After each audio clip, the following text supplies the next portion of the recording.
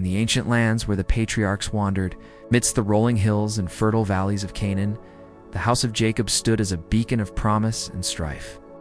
Jacob, known also as Israel, had fathered 12 sons, each carrying the weight of their lineage from the covenant of their forebears. Among them was Judah, the fourth-born, a man of strong will and restless spirit. The family had endured trials, deceptions, rivalries, and the harsh nomadic life that bound them to the earth and to each other. Yet in the wake of recent sorrows, including the loss of Joseph, sold into slavery by his jealous brothers, a shadow fell over the household. Judah, perhaps seeking escape from the tensions that simmered like embers in a dying fire, chose to depart from his brothers.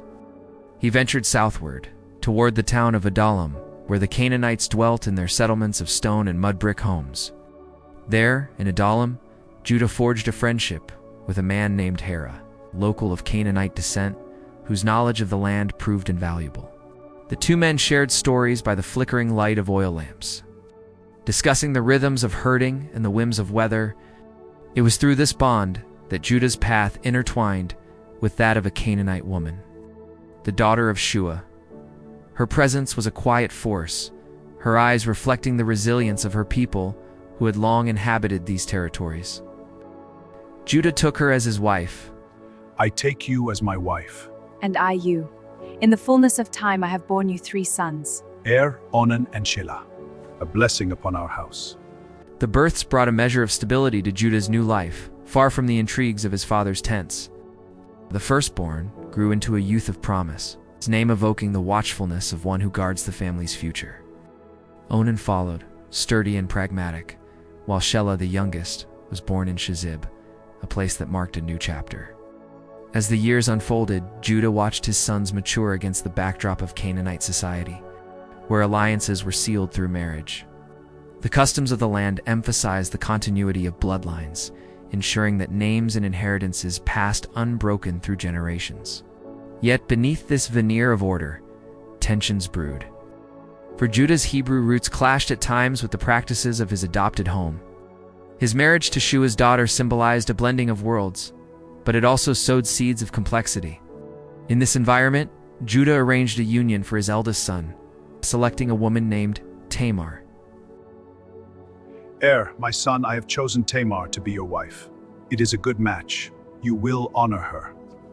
Tamar, whose origins lay in the local communities, had a spirit marked by quiet determination that belied her youth. Little did Judah know that this alliance would unravel the threads of his family's destiny. The marriage of and Tamar unfolded in the traditional manner, with feasts and exchanges of gifts sealing the bond. Tamar, with gist I pledge my life and heart to you. I accept it with all my being. Our lives are now one.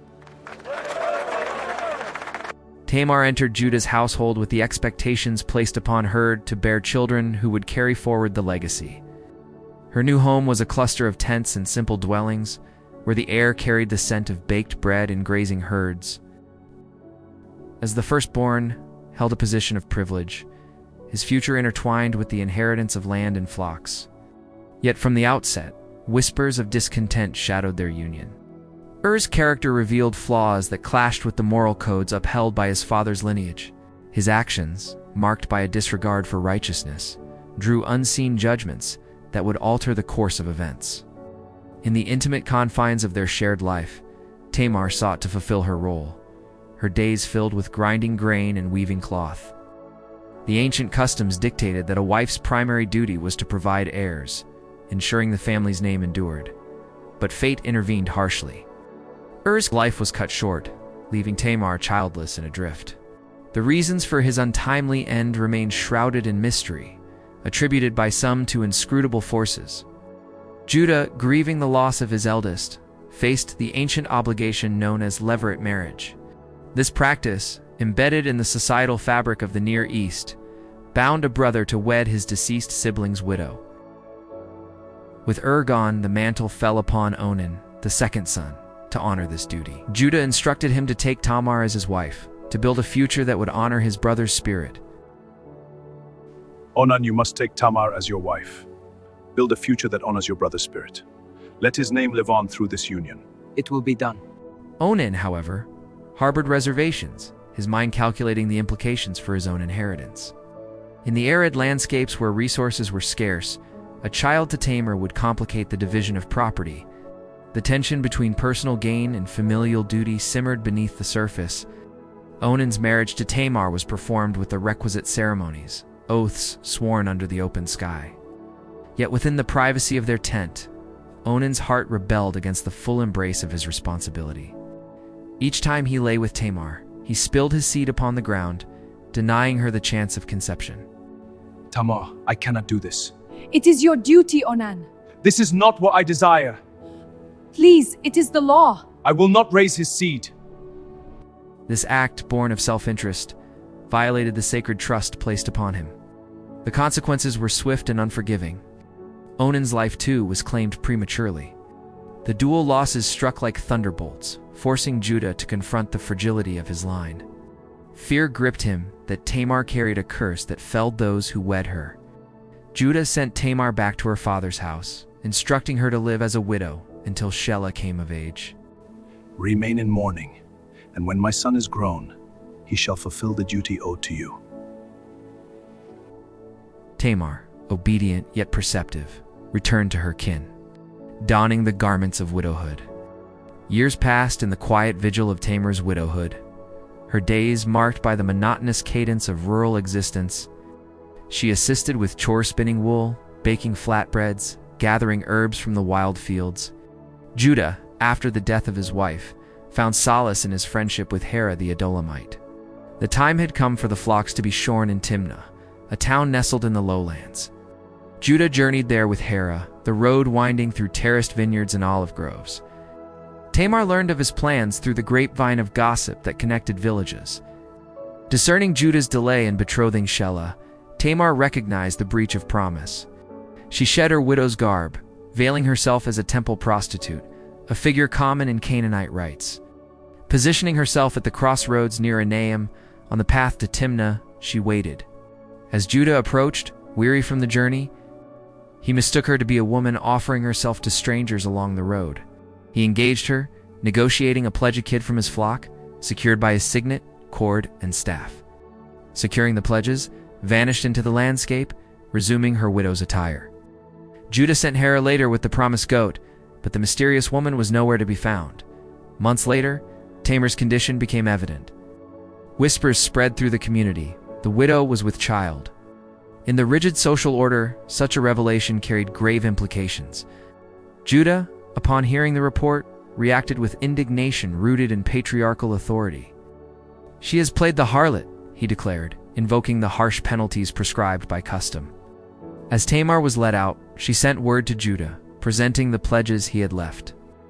"By the man to whom these belong, I am with child," she announced, her voice steady.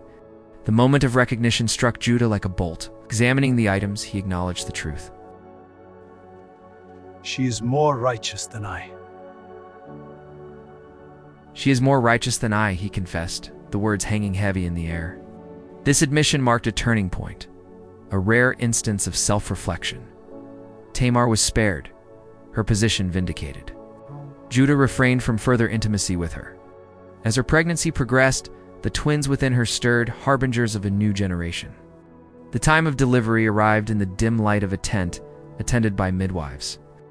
As the first child emerged, a hand appeared, and the midwife tied a scarlet thread around it. But in a twist of fate, the hand withdrew, and the other twin, Perez, burst forth first. Perez's name signified breakthrough. Zerah followed, bearing the scarlet thread. The twins' birth resonated with themes of struggles for primacy seen in the tales of ancestors.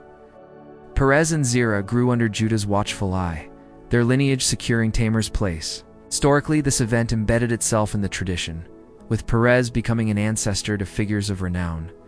The scandal, once a threat to dissolve ties, instead reinforced the importance of justice.